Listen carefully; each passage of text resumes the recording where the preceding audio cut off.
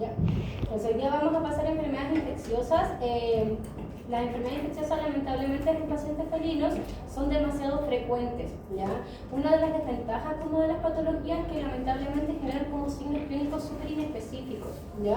Y por ejemplo, muchas patologías o sea, un paciente puede estar cursando una patología específica, pero los signos clínicos pueden en nuestro listado como de prediagnósticos pueden ser variados, ¿ya? Porque la mayoría de los gatos como que responden de la misma forma a muchos factores, a muchos patógenos, por ejemplo. Entonces, al final siempre en nuestros prediagnósticos, en la mayoría de las situaciones, tenemos que tener como las enfermedades infecciosas, ¿ya? Y más que en nuestro país todavía no hay como protocolos de vacunación así como muy estrictos. Creo que en infección igual lo conversamos, ya el tema de la vacunación, por ejemplo, de la leucemia, ya que hoy en día es obligatoria, hace ya 3-4 años si no me equivoco, pero Wasaba sacó el 2023 su nuevo consenso y ahí dice que sí o sí es obligatorio, ¿ya? Entonces, aún yo veo protocolos, por ejemplo, de gatitos kitten que no tienen la vacuna de la leucemia y eso no es correcto, ¿ya? Hoy en día sí, ahí obviamente vamos a hablar de esa parte, pero no es correcto no indicarla, no es correcto no hablar de la patología en la primera consulta cuando nosotros no, por ejemplo, vamos a ver un gatito pequeño, ya que quienes, por ejemplo, se dediquen a clínica menor y están en consulta general, es algo que van a ver todos los días, ¿ya? Entonces es súper esencial tener como en consideración que el tema de las enfermedades infecciosas son demasiado frecuentes en nuestro país todavía. Quizás en otros países no es tan común, ya por ejemplo, no sé, en otros países ya no se ve mucho leucemia porque obviamente los protocolos de vacunación están totalmente diferentes a lo que nosotros llevamos al momento, ¿ya? Entonces vamos a iniciar primero con la leucemia viral felina. Ya recordar que es un agente, es un virus, ya siempre es importante esas cositas porque las pruebas a veces les cambio, por ejemplo en el control les puse así como cuál es la enfermedad que generaba una patología bacteriana. Había una sola bacteria, todas las otras eran otros agentes de otras cosas. Entonces ni siquiera voy a creer el paper, así como que ya son cositas así que igual tienen que ir sabiendo porque la idea es que vayan como englobando todo lo que van aprendiendo durante la carrera. ¿Ya? Algunos ponían así al ladito parásito, virus, es maravilloso igual esa parte porque sé que no están como de los otros ramos quizás anteriores, pero son cosas que se tienen que tener ya como bien ordenadas en su cabeza de qué tipo de agentes son, ¿ya? Y más para el próximo año cuando les toque el tema de clínica, ya porque son cosas que uno sí o sí pregunta como en las pruebas, aunque sean orales, aunque sea que tienen que tener un paciente, les vamos a preguntar esas cositas porque son cosas que ya tienen que manejar, ¿ya? Entonces recordar que es un retrovirus, al igual que el de la inmunodeficiencia felina. Lamentablemente es un virus extremadamente difundido a nivel mundial, ya, pero como les decía, hay lugares que ya está como menos la predisposición a tener pacientes positivos, principalmente porque hoy en día existe vacuna, ya hace ya varios años obviamente existe. Lo que sí yo he visto que hay países que todavía no tienen como la misma calidad de vacunas que nosotros tenemos, que eso es algo positivo, y lo otro es que hay lugares que, no sé, pues llevan un stock de vacunas y se determina muy pronto. Por ejemplo, en Argentina he visto eso, una colega que se pasó los gatos, como que hay periodos en que 2-3 meses que ellos no tienen vacuna de leucemia. Entonces nosotros igual tenemos ese privilegio, y la verdad es que la mayoría de las veces tenemos toda esa disponibilidad. A veces, claro, hay quiebre de stock como con las vacunas, pero son como periodos cortos, o hay quiebre de stock como de una marca en específico, pero tenemos otra chance de otra. Y si no me equivoco, ahora igual tenemos 2 vacunas de la leucemia de diferentes marcas. En el pasado solo existía una sola, ¿ya?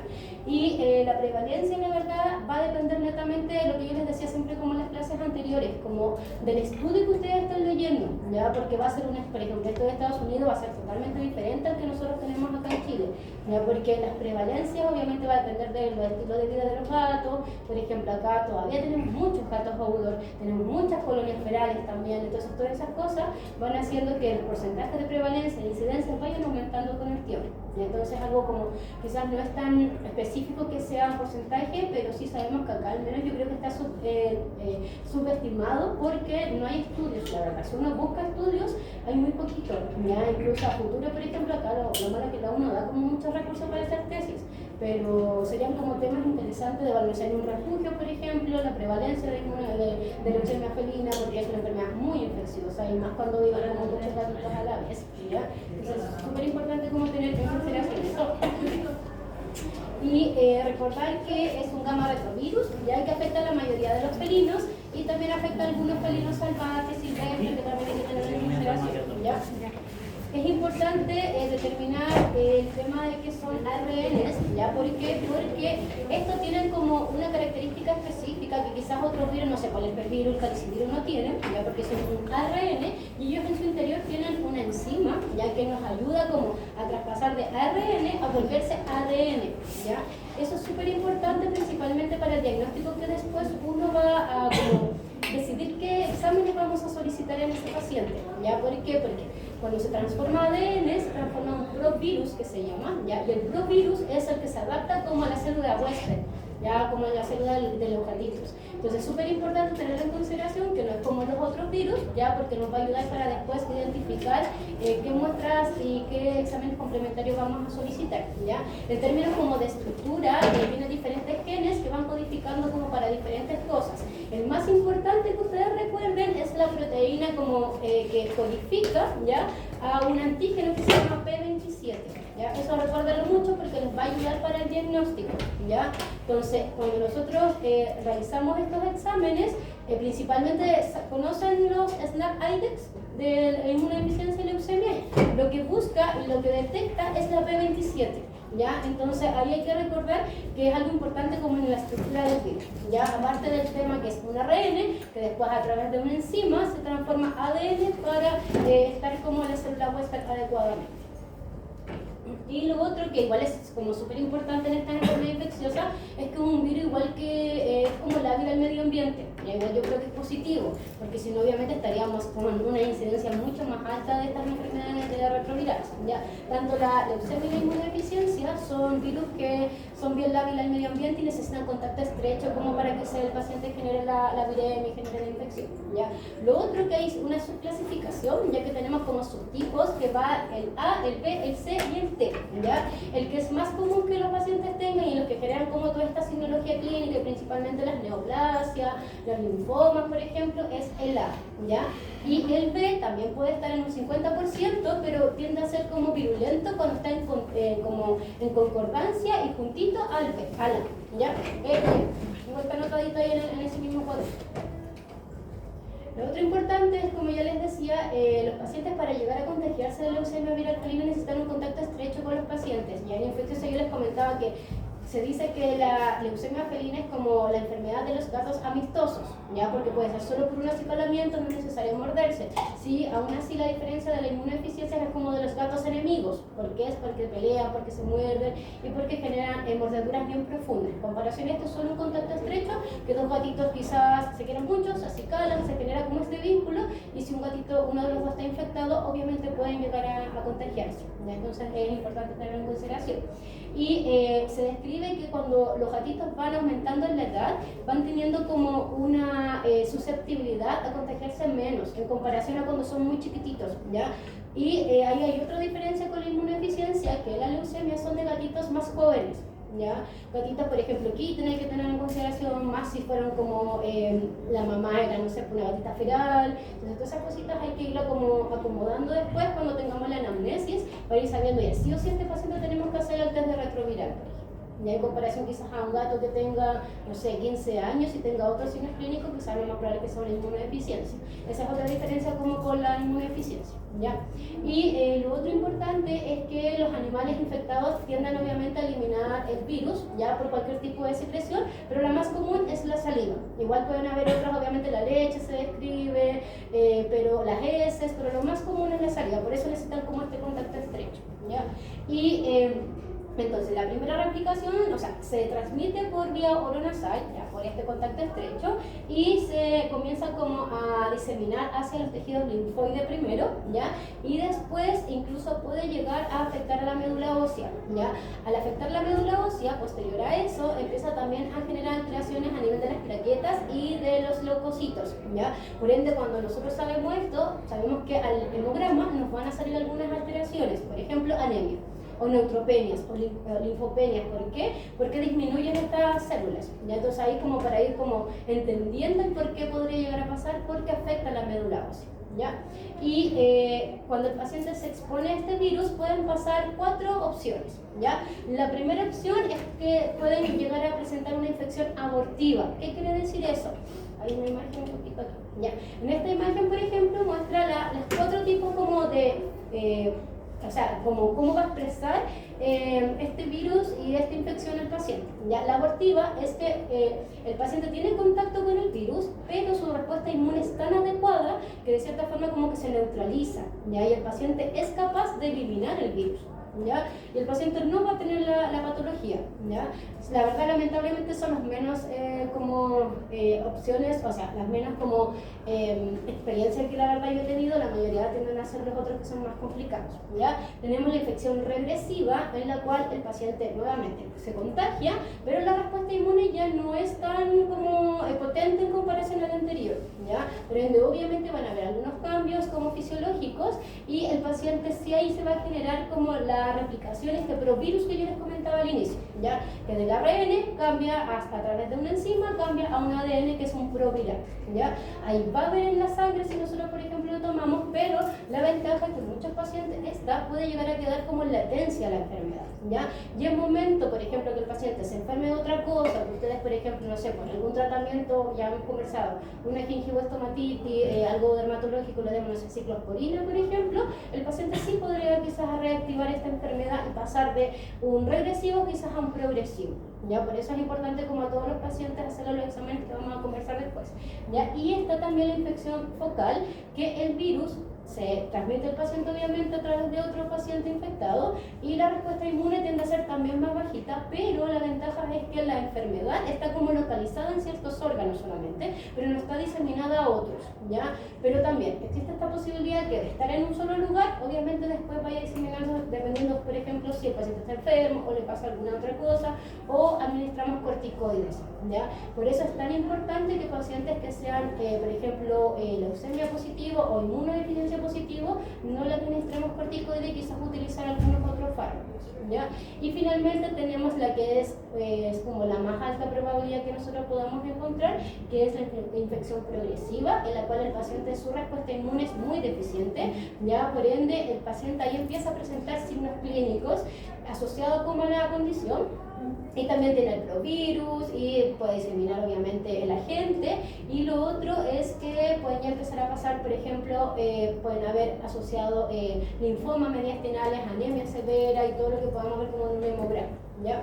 Si la única desventaja de estas condiciones es que lamentablemente pueden ser súper inespecíficas, ¿ya? Y acá... ¿Sí? ¿El PPT no lo sube todavía? No lo sube. Pero lo voy a subir, siempre terminando en la casa.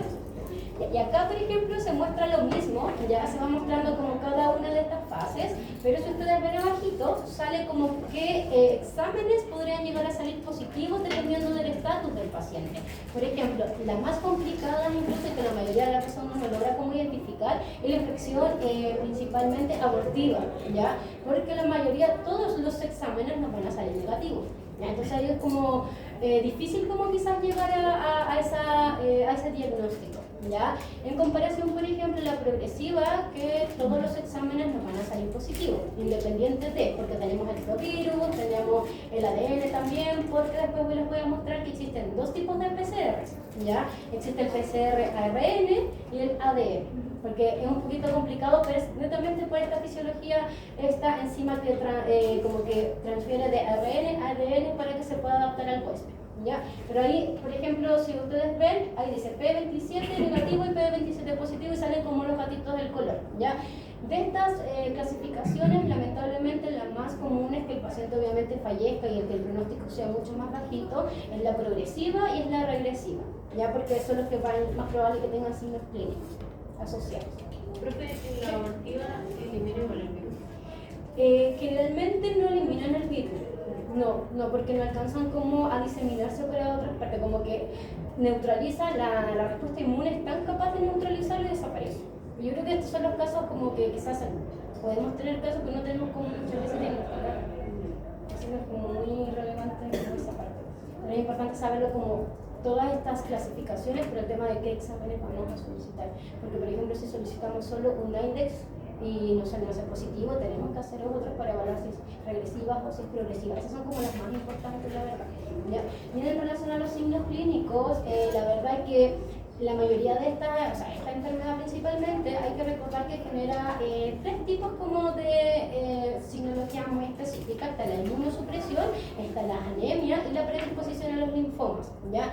La inmunosupresión es un paciente que obviamente puede estar afectado con cualquier otro tipo de infección que normalmente, por ejemplo, no le pasaría a nadie. Por ejemplo, no sé, un paciente que se contagia de salmonella, ya a nivel gastrointestinal, que normalmente puede resistir adecuadamente, quizás no va a presentar signología clínica, pero cuando tienen estas condiciones de inmunosupresión, lo más probable es que sí se manifieste alguna otra signología clínica.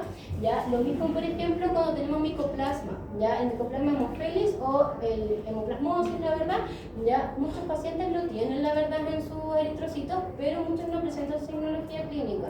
Pero si juntamos estas dos condiciones, la leucemia y con micoplasma hemophilus, lo más probable es que sí se tenga una anemia más severa en comparación a que solo tengan los leucemia. Entonces siempre es importante como ir pesquisando las otras cosas. Lo mismo que toxoplasma, como les decía la semana pasada, toxoplasma es una enfermedad que la mayoría de los pacientes puede estar como en latencia y puede que no genere ninguna signología clínica, pero sí que el paciente lo tenga, pero si está asociado también a leucemia, obviamente va a tener un pronóstico un poco más complicado, ¿ya?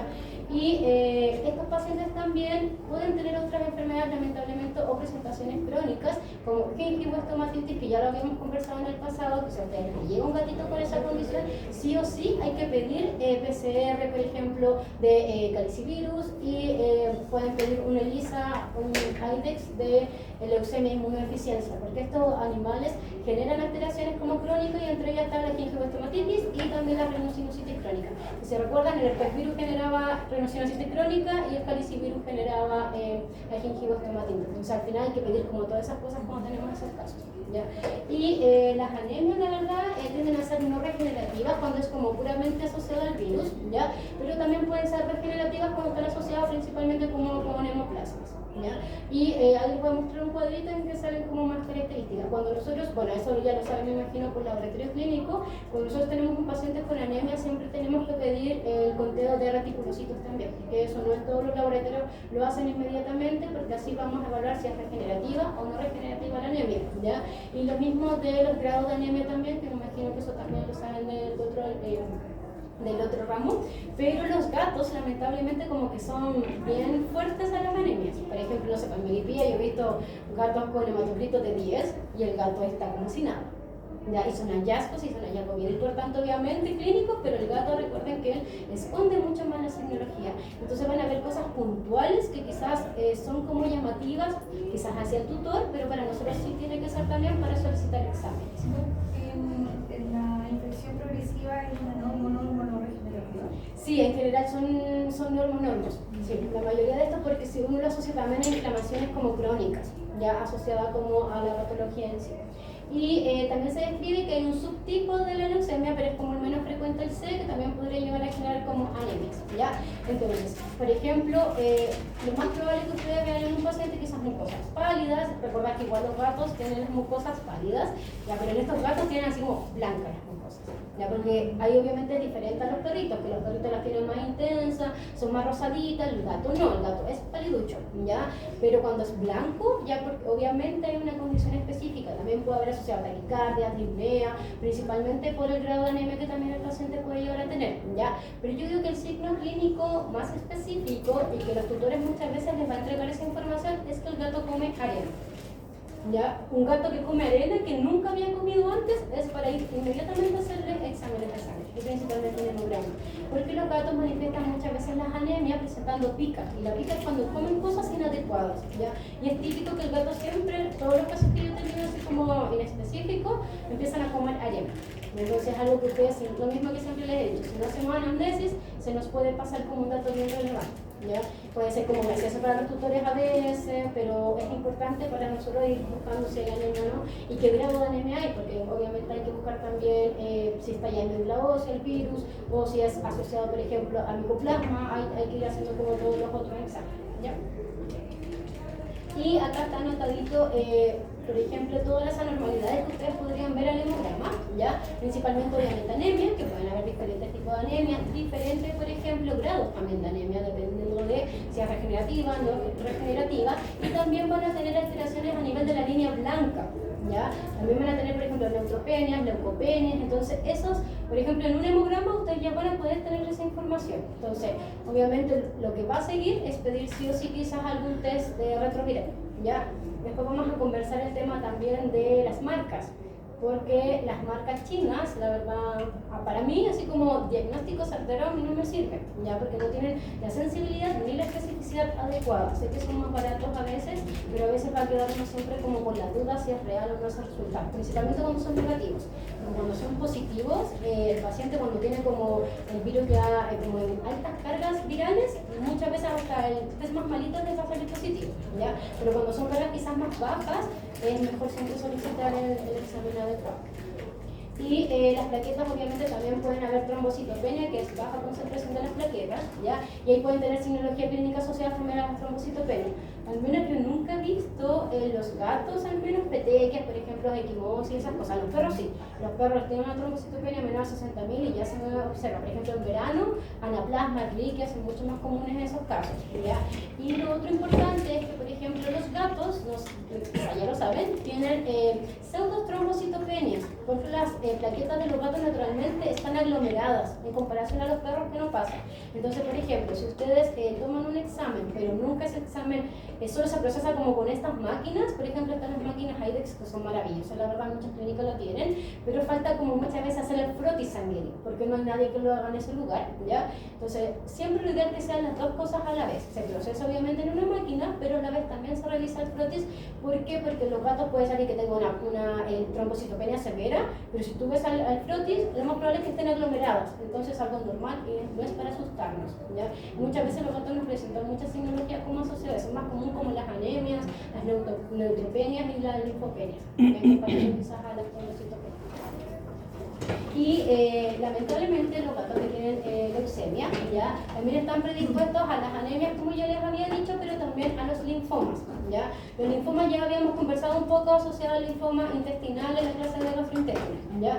Pero hay, por ejemplo, los linfomas pueden aparecer en diferentes partes del cuerpo del paciente. Pueden estar a nivel mediastínico, que es lo que yo les había conversado la semana pasada, ya ahí pueden encontrar un paciente con signos clínicos asociados como a sistema respiratorio, principalmente como por la efusión que tiene, ¿ya? O también puede haber un paciente, por ejemplo, con síndrome de Horner, que ahí les voy a mostrar una fotito, asociado a un linfoma mediastinal. ¿Por qué? Porque esta masa está comprimiendo ciertas estructuras a nivel torácico y a nivel también abdominal y genera alguna compresión a nivel de algunos nervios y que genera después el síndrome de Horner, ¿ya? Entonces también es importante. El linfoma alimentario, digestivo o intestinal, que ya lo conversamos en la clase de gastrointestinal, y también tenemos el multicéntrico periférico, que el paciente va a manifestar, por ejemplo, linfadenomegalia en diferentes, por ejemplo, linfonodos que habitualmente nosotros no los vamos a palpar, ¿ya? Y en perros es más común como el multicéntrico. Lamentablemente en los gatos es más común el intestinal o el extranodal también, pero los perros es súper común que se lleguen a consulta y tengan todos los linfonodos extremadamente grandes, ¿ya? Porque tienden a ser como más rápido en comparación al gato. Y también tenemos como esta presentación atípica, que podría ser a nivel del sistema nervioso central, a nivel ocular, la verdad, a nivel de los riñones. Entonces, si pensamos, el linfoma puede afectar muchas cosas, ¿ya? Y la leucemia en sí, la mayoría de los pacientes van teniendo cierta predisposición a tener como esta presentación. Acá, por ejemplo, se ha anotadito como la edad como más común que quizás podría tener un paciente. Por ejemplo, los linfomas mediastinales son de pacientes más jóvenes, ¿ya? En comparación a los linfomas multicéntricos intestinales son de pacientes más adultos. Entonces eso a ustedes les ayuda como para ir identificando qué es lo más probable que podría tener un paciente. Por ejemplo, no sé, pues en el examen, ya porque esto ya está en el examen, les coloco un caso de un paciente joven, es más probable que ustedes piensen en el linfoma multicéntrico que en un linfoma intestinal, ¿ya? Netamente como porque la leucemia es más común de gatitos jóvenes también, obviamente dependiendo de la historia de vida, si es older, si no lo es, ¿ya? Y lo otro es que, por ejemplo, dependiendo de cada uno de los linfomas, dependiendo de dónde están ubicados, van a encontrar signología clínica asociada a ese sistema. tema, ¿ya? Lo que les comentaba como del medida clínico es más asociado como a signología respiratoria, multicéntrico, va a haber como signología inespecífica, anorexia, decaimiento, obviamente la linfadenomegalia importante, y a nivel intestinal son pacientes como que están muy delgados, que tienen diarreas crónicas, que ya lo habíamos conversado también en las clases anteriores, ¿ya? Y los otros igual, si está a nivel ocular van a notar quizás un aumento de volumen, que le vamos a hacer quizás algún tipo de examen y no nos va a salir quizás células, no sé, ahí va a depender de cómo del caso. Y también ustedes les puede llevar solo un gato con ataxia, por ejemplo, o les puede llevar un gato convulsionando, y también podría ser un paciente leucemia positivo, ¿ya? Entonces si piensan, pueden ser muchos signos clínicos los que un paciente puede llegar a presentar. Y lo otro que también es importante como saber identificar cuando es un linfoma mediastinal y cuando es también un timoma, ya, porque el timoma también es común en gatos, lamentablemente, pero es más común en gatos de edad más avanzada, ya. Entonces ahí les dejo como un... El otro importante que lo tengan en consideración, ya para el examen después. Y acá también está un cuadrito como qué examen ustedes podrían ir solicitando y qué esperarían encontrar como en cada uno de ellos. Por ejemplo, sí o sí tenemos que pedir una ecografía abdominal si sospechamos de un linfoma intestinal o renal, por ejemplo, ¿ya? Muchas veces a la palpación ustedes, por ejemplo, a nivel abdominal, y si palpan los riñones, ya pueden encontrar algunas alteraciones relevantes, porque recuerden que los riñones son estructuras que son... por ejemplo, los bordes son súper redondeados, no son irregulares, la mayoría son del mismo tamaño, entonces también en la historia clínica y en el examen físico van a encontrar algunas alteraciones. ¿A qué hora es en el break? A las... Yo ahora me pierdo porque la mañana... ¿A qué hora debería ser? Todavía falta. 4:30. 4:30, bien. Y también después, como cuando va pasando el tiempo, también puede haber como una fase de que se active más el sistema inmunológico y empieza a generar alteraciones inmunomediadas también en estos pacientes. Son los menos frecuentes, pero sí también puede llegar a suceder. Y ahí pueden tener como poliartritis, glomerulonefritis, entonces puede haber como signología asociada a eso también. Se hace un hemograma, un perfil químico, un urinálisis, también nos podrían salir obviamente alterados, ¿ya? Y igualmente hay que recordar que las linfadenopatías o linfadenomegalia o los linfonodos reactivos pueden ser a causa de múltiples factores, no solo obviamente un linfoma, también hay que pensar siempre en el tema del infeccioso. Bueno, ahí en el control de perros había algo como así. Sí, ¿ya? Entonces, y lo otro, también es importante que puede llegar a generar como muerte de gatitos chiquititos si la madre también es positiva a la enfermedad, ¿ya? Porque sí, le pueden transmitir lamentablemente a los gatitos pequeños, y también se puede generar este síndrome de gatito desvanecido que ya lo estudiaron para el control, ¿ya? Entonces también hay que tener en consideración. Lo otro que también es a veces como característico, la verdad, es que pueden haber signologías oculares. Ya en los gatitos como que tienen leucemia, se describe que pueden tener como estas pupilas espásticas que están como más alargadas y de verdad que están como fijas, ¿ya? Y son incluso estas fotitos de estos gatitos de abajo. También pueden tener lesiones dermatológicas, porque recordar que al final su sistema inmune no está adecuadamente, ¿ya? Y acá hay un paciente con síndrome de Horner porque tenía el paciente un linfoma mediastinal. Y entonces también es importante como no subestimar el síndrome de Horner. Y el diagnóstico, ya, es súper importante que nosotros tenemos varias opciones, la verdad es bueno igual acá, que tenemos, como ya les había dicho, los test de ELISA que identifican el P27, ya, que es el IDEX, y también tenemos los PCRs, que tenemos estos dos tipos de PCRs, ¿ya? Y también tenemos inmunofluorescencia, pero en general no llegó como a utilizar esas cosas, sino que tenemos más a mano los otros, ¿ya? Y en relación con el diagnóstico, es súper importante primero saber, por ejemplo, si nosotros adoptamos un gatito de edad ya avanzada, no sé, un gatito de 3 años, que obviamente vivió toda su vida en la calle, una de las cosas que tenemos que sí o sí hacer siempre como primera instancia es hacer un test de retroviral, y más aún si en casa viven otros gatitos con ustedes, ya, y quizás ya están testeados, quizás no están enfermos, nada, siempre deberíamos hacer este test, y ahí va a depender, por ejemplo, si sale positivo, ahí la ideal es volver a hacer lo más probable un PCR proviral, ¿ya? Para evaluar y clasificar como quizás en qué tipo de presentación va a tener este paciente, y también si en esta primera instancia no solo nos sale negativo, pero es un gato que quizás, no sé, viene con una mordedura o estaba en contacto estrecho con otros gatitos que pensamos que podrían estar enfermos, sí o sí tenemos que volver a repetirlo, no podemos dar un diagnóstico con un solo tipo de examen, ¿ya? Y ahí podríamos volver a repetir con con el mismo test rápido, ¿ya? En 6 semanitas más para evaluar si ese paciente está positivo o no, ¿ya? Si el paciente después de eso se mantiene una tenencia indoor, no es necesario volver a repetirlo, a menos que obviamente haya como alguna predisposición a que el paciente se pueda contagiar de la patología. Pero si es un gato outdoor, lamentablemente ese test que hicimos hace, no sé, 2 semanas atrás, después no nos va a servir porque si el paciente sigue saliendo al exterior y sigue teniendo contacto con otros animalitos, ¿ya? Entonces ahí es otra ventaja de explicarle a los tutores por qué es tan importante el tema de que los gatos sean indoor. También gastan menos plata, ya se enferman menos y obviamente tienen menor predisposición a generar como alteraciones, ¿ya? Y les voy a mostrar un video. Ahí lo que les conversaba al inicio, que lo ideal que sean estos test, al menos yo de verdad ocupo solo IDEX, ¿ya? Porque a menos que sean la U, que son gratis, a veces son fino, pero yo sí ocupo el IDEX porque es el que me va a entregar un mejor diagnóstico y yo no voy a quedar como con la duda si el paciente tiene o no la condición. A veces, o sea, a mí me llega un paciente con de los otros y yo igual les voy a gastar plata para que ellos hagan el IDEX, ¿ya? Les voy a mostrar cómo se hace. Ay.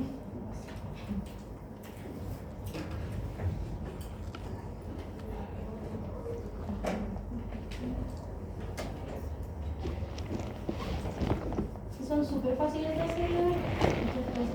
Comen todos lo mismo. Encuentra opciones con 40%.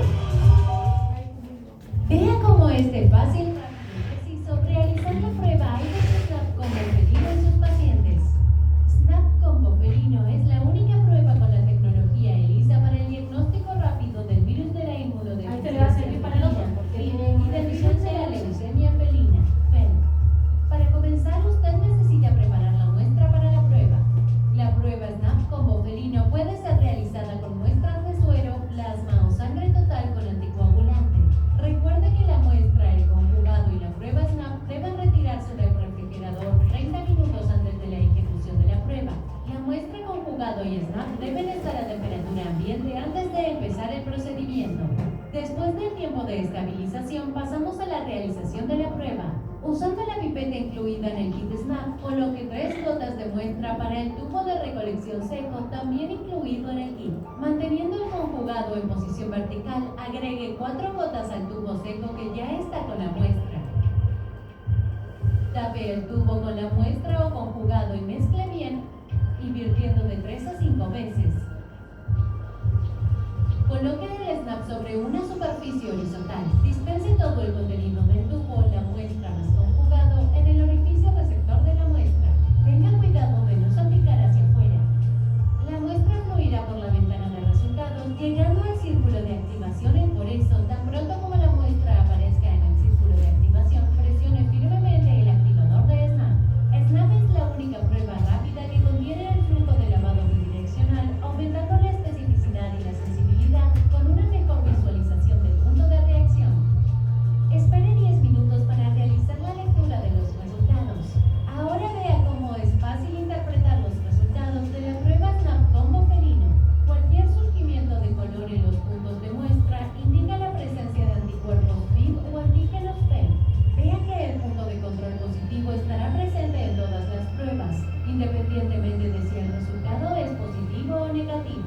Cuando el color aparece solo en el punto de control positivo, los resultados son negativos.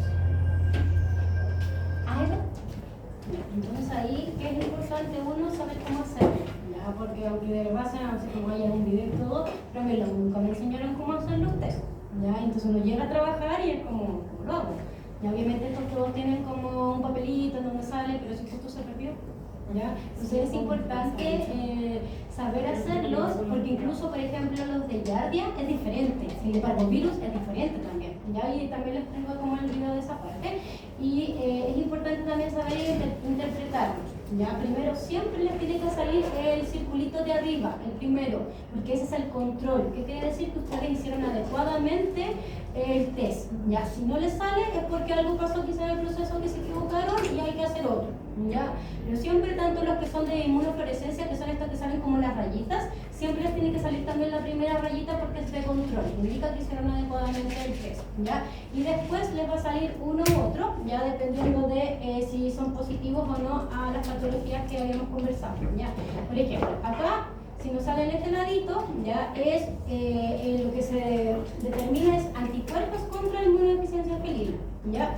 Y si nos sale positivo en este otro lado es antígenos de leucemia. Ya recuerden, antígeno porque identifica la P27, que es un antígeno de la nucleocápside, que es como de la capita de afuera del virus, ¿ya? Profe, ¿y ese me lo identifica en regresivo o progresivo? Sí, Ya. sí, exacto. Sí, la P27 está como en casi todo. Y acá igual está como lo que me decía, me preguntaba la compañera, ya sale como todo detalladito dependiendo como de qué tipo de prueba van a hacer y cuál sería como la posibilidad de que salgan los resultados. ¿Ya? Por ejemplo, en el progresivo va a salir positivo a todo, ya la mayoría de esos pacientes va a salir positivo a todo. Si el que al final es como lo que nos ayuda a identificar es al regresivo muchas veces, porque a ese tenemos que tenerlo como lo mejor posible con todo el mejor alimento, todas las vacunas, que no salga al exterior, porque ese paciente en cualquier momento podría llegar a reactivar el virus y sabemos que ya es un virus mortal y que no tenemos lamentablemente cura para eso, ¿ya? Y en tratamiento, la verdad, por lo mismo que ya comenté, no tenemos algo para que el paciente deje de presentar el virus, ¿ya? Por ende, nosotros debemos hacer un manejo de apoyo en relación a los signos clínicos que el paciente tiene.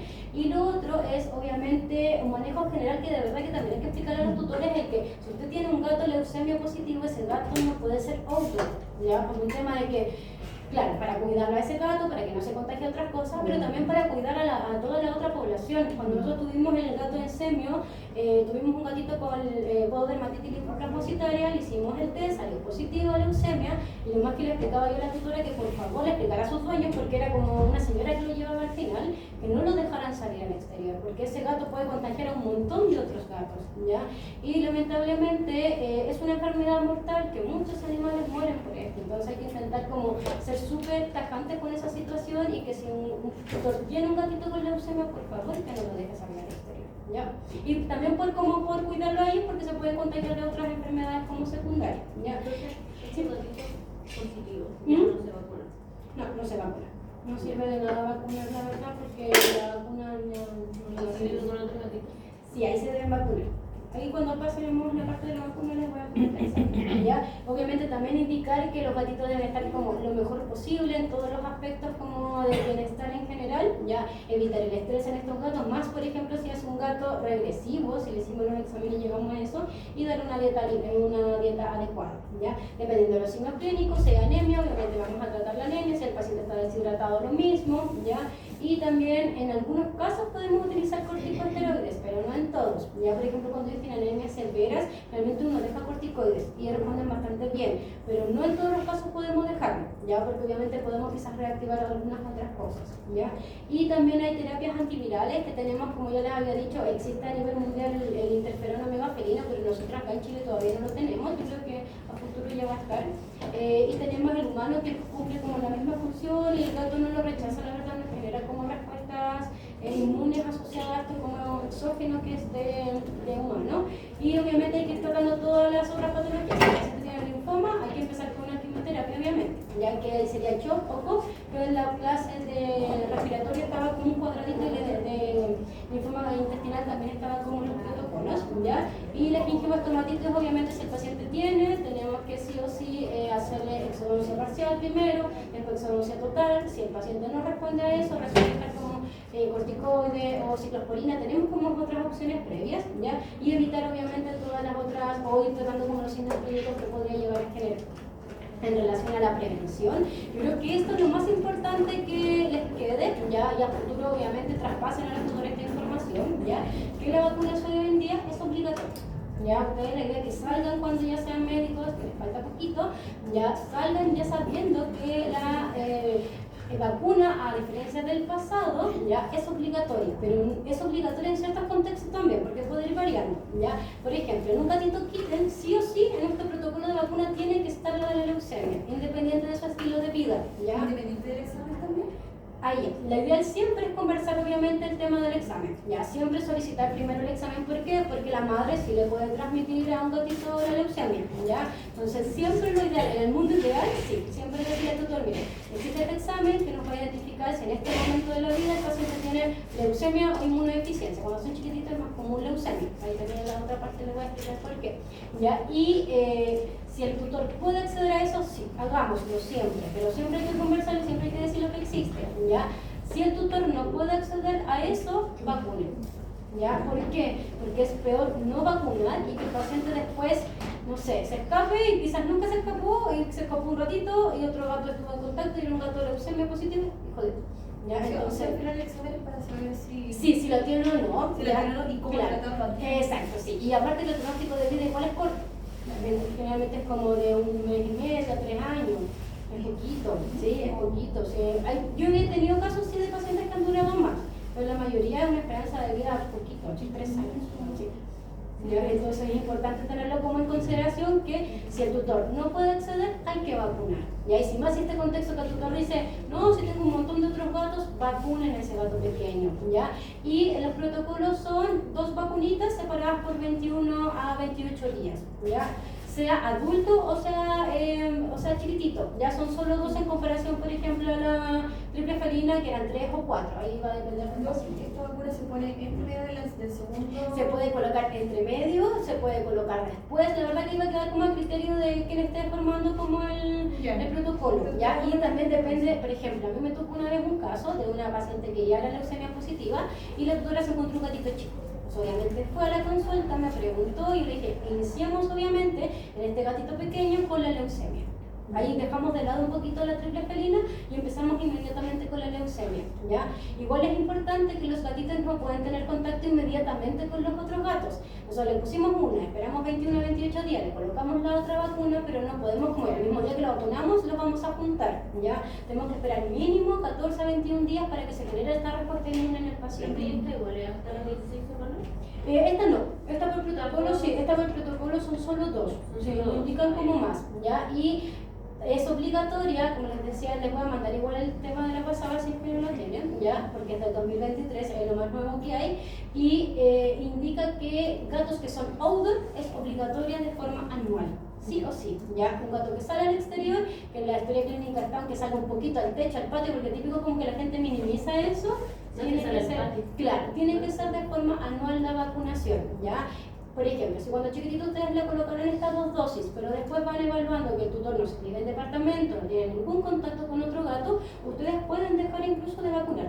Ya pueden no dejarla como obligatoria y obviamente al tutor siempre hay que explicarle que siempre existe el riesgo de algún gato callejero, entonces hay que estar como pendiente. También existe la posibilidad de vacunar cada 2 años también. ¿Ya? Pero en los gatos outdoor y los gatos kitten es obligatorio, si uno piensa. Y lo otro en el contexto que usted me comentaba, si un gato convive con un gato positivo, porque un gato positivo puede convivir con uno negativo, pero el negativo tiene que tener sus vacunitas todos los años, las vacunas cuando chiquititos, su prima vacunación y después todos los años, ya sí o sí. Lo otro que lamentablemente, yo creo que es por los estudios que quizás se han hecho, es que se describe que la vacuna de la leucemia es como la que genera más predisposición a los sarcomas post-inyección. Ya quizás puede ser como por los ayudantes que tiene, por los componentes, porque hasta el momento la única que teníamos, si no me equivoco, era la de MSD. Y ahí las de MSD duelen más, como que incomoda más, en comparación a las otras marcas de vacunitas, pero se pueden utilizar todas las otras, obviamente. ¿Ya? Lo otro, obviamente, estar haciendo pruebas constantemente, explicarle al tutor por qué vamos a hacer estos test.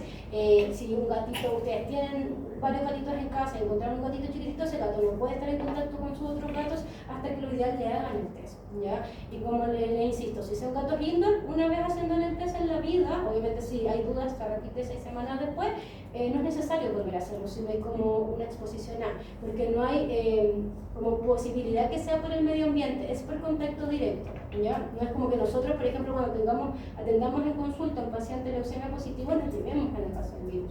Es poco probable porque es súper lábil al medio ambiente, ¿ya? Y obviamente una tenencia indoor, ¿ya? Siempre intentar inculcarle en los tutores. Y lo otro que ya obviamente hace varios años, ya lo saben ustedes, ya lo han practicado y todo, es que los gatitos ya no se vacunan obviamente a nivel interescapular, sino que tiene que ser a nivel de los miembros. Y pues vamos a hablar igual de esa parte por el tema del sarcoma, ¿ya?